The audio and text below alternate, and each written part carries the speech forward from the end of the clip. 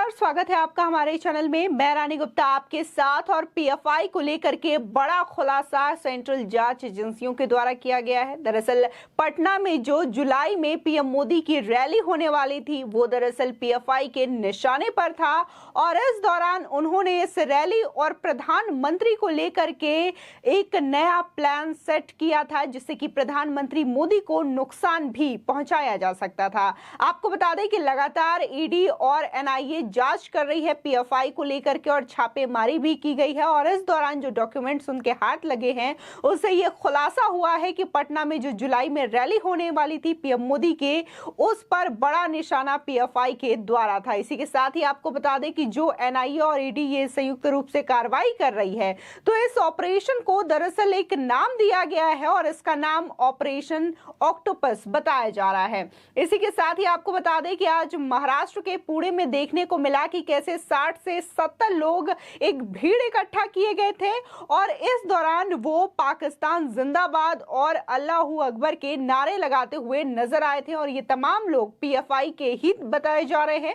इसी के साथ ही पीएफआई के खिलाफ जो कार्रवाई हो रही है उसके विरुद्ध ये अपना प्रदर्शन दिखा रहे थे और पाकिस्तान जिंदाबाद के नारे लगाते हुए नजर आए, जिसके बाद पुलिस ने कार्रवाई की और एक आरोपी को गिरफ्तार किया है तो वहीं 70 लोगों पर केस दर्ज कर दिया गया है। आपको बता दें कि जहां देखने को मिला था कि पीएफआई के विरुद्ध ये कार्रवाई की जा रही है सेंट्रल जांच एजेंसीज के द्वारा, तो कुछ नेता अपनी तुष्टीकरण की राजनीति के लिए पीएफआई को सही संगठन बता रहे थे और ये कह रहे थे कि ये मुसलमानों को सताने के लिए, उन्हें डराने के लिए की जा रही कार्रवाई है। लेकिन जिस तरीके से आज ये जो चेहरा है पीएफआई का सामने आया कि कैसे वो पाकिस्तान जिंदाबाद के नारे लगा रहे हैं, हिंदुस्तान में रह करके पाकिस्तान की बड़ाई करते हुए नजर आ रहे थे और भीड़ में इकट्ठे होकर के एनआईए और जांच एजेंसियों की कार्रवाई का विरोध करते हुए नजर आए। आपको बता दें पॉपुलर फ्रंट ऑफ इंडिया यानी कि पीएफआई के खिलाफ हुई कार्रवाई के बाद बड़ा खुलासा सामने आया है। खबर है कि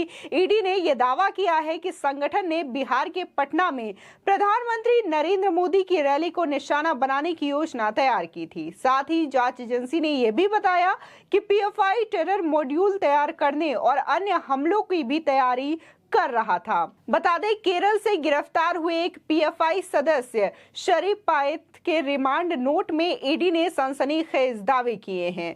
एजेंसी का कहना है कि पीएफआई ने इस साल 12 जुलाई को पीएम मोदी के पटना दौरे पर हमला करने के लिए ट्रेनिंग कैंप लगाया था। खास बात यह है कि साल 2013 में इंडियन मुजाहिदीन से जुड़े आतंकवादियों ने भी उनकी रैली में धमाका किया था। बता दें वहीं दूसरी ओर खबर यह भी आ रही है कि पॉपुलर फ्रंट ऑफ इंडिया यानी कि पीएफआई के खिलाफ राष्ट्रव्यापी एक्शन के बाद इस संगठन के समर्थक विरोध प्रदर्शन भी कर रहे हैं। ताजा खबर यह है कि महाराष्ट्र के पुणे में हुए प्रदर्शन के दौरान आपत्तिजनक नारे लगाए गए। इस दौरान पाकिस्तान जिंदाबाद के नारे लगाए गए। पुलिस ने तत्काल कार्रवाई करते हुए एक आरोपी को गिरफ्तार कर लिया है। इसी के साथ ही बिना अनुमति प्रदर्शन करने के आरोप में 60 से 70 लोगों के खिलाफ केस दर्ज कर लिया गया है। जानकारी के मुताबिक पुणे में विरोध प्रदर्शन के कुछ वीडियोस वायरल हुए सोशल मीडिया में, जिनमें कुछ लोग अल्लाहू अकबर के साथ ही पाकिस्तान जिंदाबाद के नारे लगा रहे हैं। अब पुलिस ने मुख्य आरोपी की पहचान फिलहाल कर ली है जिसका नाम रियाज सैयद बताया जा रहा है और पुलिस ने उसको डिटेन भी कर लिया है। वहीं इस बीच समाचार एजेंसी एएनआई ने सूत्रों के हवाले से जानकारी दी है कि पीएफआई के खिलाफ एनआईए और ईडी के एक्शन को ऑपरेशन ऑक्टोपस का नाम दिया गया है। बता दें गुरुवार को देश के करीब 13 राज्यों में ईडी और नेशनल इन्वेस्टिगेशन एजेंसी के साथ मिलकर रेड की थी। उस दौरान एनआईए ने 100 से ज्यादा कार्यकर्ताओं को पीएफआई के गिरफ्तार किया था जबकि ईडी ने 4 लोगों को हिरासत में लिया था।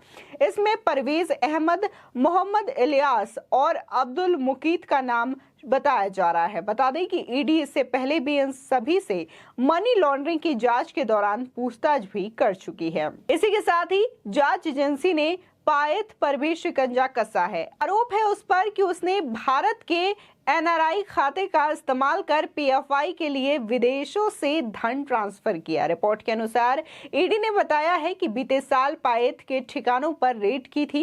एजेंसी ने यह भी कहा कि पीएफआई और उससे जुड़ी संस्थाओं के खातों में 120 करोड़ रुपए से ज्यादा जमा किए हैं, यानी कि 120 करोड़ से ज्यादा के ट्रांजैक्शंस किए गए हैं।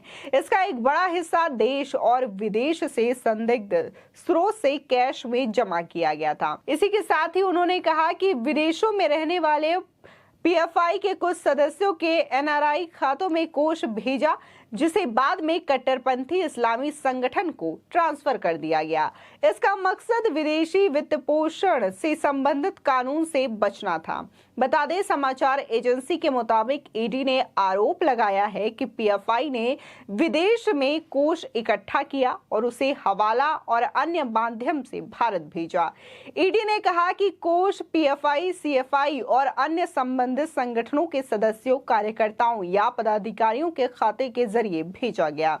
एजेंसी ने यह भी कहा कि विदेश से हासिल कोष को सरकारी एजेंसियों से छुपाया गया और पीएफआई द्वारा ऐसे कोष और चंदा को जुटाने में नियमों का पालन नहीं किया गया, क्योंकि वो विदेश योगदान विनिमय अधिनियम यानी कि FCRCA के तहत पंजीकृत नहीं है। आपको बता दें कि अब इस कार्यकर्ताओं से पूछताछ की जा रही है। इसी के साथ ही सूत्रों के मुताबिक अब तक जानकारी ये भी मिल रही है कि कई बड़े नेताओं को निशाने पर लेने के सबूत भी इन जांच एजेंसियों के हाथ लगे हैं। अधिकारियों के मुताबिक आने वाले दिनों में आरोपियों से पूछताछ में और भी बड़े खुलासे हो सकते हैं। फिलहाल जिस तरीके से पीएफआई के निशाने पर प्रधानमंत्री की रैली थी, जुलाई की रैली थी, पटना में बहुत बड़ी ये रैली हुई थी प्रधानमंत्री मोदी के द्वारा और खुद प्रधानमंत्री मोदी इस रैली में शामिल हुए थे। इसके बाद ये बड़ी जानकारी सामने आती है कि किस कदर पीएफआई जो है वो लगातार रेकी कर रहा था इस रैली की और कहीं ना कहीं प्रधानमंत्री मोदी को नुकसान पहुंचाने की कोशिश पीएफआई के द्वारा की गई थी। इसी के साथ ही ये जो उनका प्लान था वो सफल रहा और पटना में ही एक बड़ा खुलासा ये भी हुआ था कि कैसे पीएफआई के कुछ सदस्य 2047 तक भारत को इस्लामिक राष्ट्र बनाने की कोशिश कर रहे थे और इसको लेकर के उन्होंने बाकायदा प्लान भी तैयार कर रखा था और किस तरीके से युवाओं को बरगलाना है, किस तरीके से उन्हें ट्रेनिंग देनी है। मार्शल आर्ट के नाम पर उन्हें यह सिखाया जाता था कि कैसे चाकू, छुरी, तलवार चलाया जाता है और उनको ज्यादा से ज्यादा कट्टरपंथी बनाने की कोशिश की जा रही थी, जिससे कि जो उनका सपना था कि 2047 तक भारत को इस्लामिक राष्ट्र बनाया जा सके, इस पर ये अमल करते हुए दिखाई दे रहे थे। लेकिन इससे पहले ही एनआईए ने उन्हें गिरफ्तार कर लिया और उनके मंसूबों पर पानी फिर गया। इसी के साथ ही जो बड़ी कार्रवाई हो रही है एनआईए और ईडी के द्वारा, तो इसमें अब तक 106 लोगों को गिरफ्तार किया जा चुका है और इनको लेकर के पूछताछ भी की जा रही है और जांच एजेंसियों ने इसका नाम ऑक्टोपस रखा है। इसी के साथ ही आपको बता दें कि जो कार्रवाई हो रही है और जो पूछताछ हो रही है उसमें कई बड़े खुलासे भी सामने आते हुए नजर आ रहे हैं। इसी के साथ ही सूत्रों का कहना तो ये भी है कि कई बड़े नेताओं का भी इस पे नाम शामिल हो सकता है और उन पर भी शिकंजा कसा जा सकता है। आपको बता दें कि कई नेताओं ने पीएफआई को लेकर के उनके फेवर में बोलते हुए नजर आए हैं। शफीकुर रहमान और कांग्रेस के कुछ नेताओं ने समर्थन जताते हुए ये कहा था कि पीएफआई सिर्फ एक संगठन है, अच्छा काम करती है, मुसलमानों के भलाई के लिए काम करती है, लेकिन जो सेंट्रल एजेंसीज काम कर रही है वो कहीं ना कहीं सिर्फ और सिर्फ पीएफआई को नुकसान पहुंचाने के लिए काम किया जा रहा है। लेकिन अब जो है वो सच्चाई बिल्कुल अलग है और आज तो तस्वीरें भी साफ दिखी कि कैसे पीएफआई के लोग पाकिस्तान जिंदाबाद के नारे लगाते हुए नजर आए। फिलहाल आपकी इस खबर पर क्या राय है हमारे कमेंट सेक्शन में जरूर बताएं। आगे की और भी अपडेट के लिए चैनल को सब्सक्राइब करना ना भूलें।